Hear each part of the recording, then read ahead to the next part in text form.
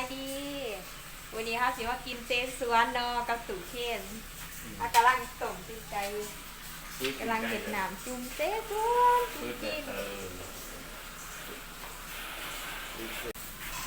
อาทิตย์ละครั้งวันนี้อัตตากินออกแล้วนะตู้อัตตากินออกถูกลงตลาดจับพักแต่เสาพักตีนไก่ไปซื้อมีเจสวนมากินเจสวนกันเลยผักของเราผักกาดขาวผักบุ้งอันนี้ตู่เห็ดสูตรเพื่อนเด้อต้มตีนไก่มันเปื่อยก่อนว่ามีเห็ดเค็มนำเค็มผักบัว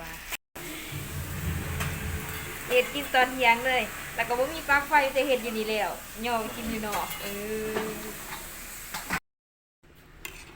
ใส่เจลเรียบร้อยใส่เบิร์ดวางตัวโอ้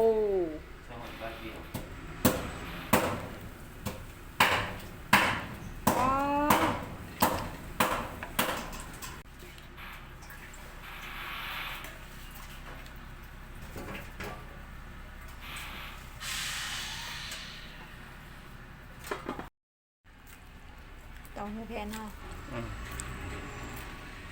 เข้ากับหนังงัวเลยเต้าหู้ข้าวอบชื่อก็ยังมีบักหลายเสร็จแล้วครับโอ้ยน่ากินมั่วตีนไก่เน้นๆนะจ๊ะยั่วจ้ามากินน้ำกันเด้ออีกคนวันนี้ว้าวเท่าไหร่จ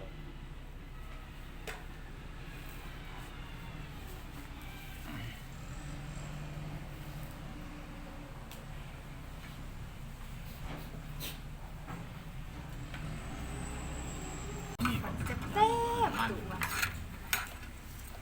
ข้าวเหนียวหมูจ่าวข้าวเหนียวซ่องหม้อหม้อที่ซ่องบักหลายก็ให้กิน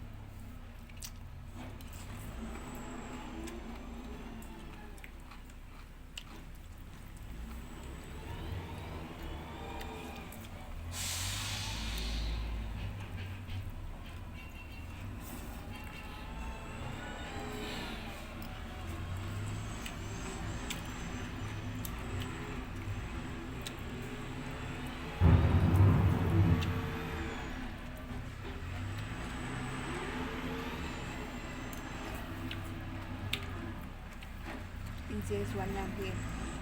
ใครในแต่อากาศหนาวเนาะ